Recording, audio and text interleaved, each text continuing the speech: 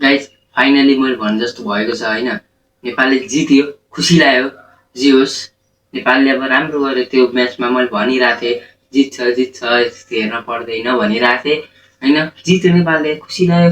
यस्तो मजा आयो हिजोको म्याचमा हैन। हो राम्रो खेलेको नेपाल भन्न सकिन्छ। मेरो भिडियो हल्का ढिलो आयो त्यही पनि केही हुन्न, राम्रो आएको छ।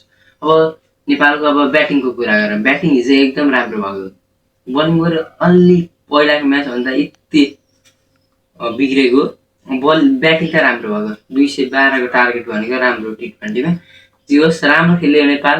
राम्रो अब राम्रो हिजो राम्रै बलिङ पनि गर्यो भन्नु मिल्छ। पहिलाभन्दा त नराम्रो, त्यही पनि राम्रै भन्नुपर्छ।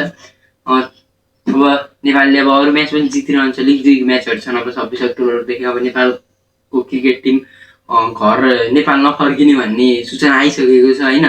अब जे होस् नेपालले अब जे होस् दसैँ पनि मनाउनु पाएन, तिहार नि मनाउनु पाएन।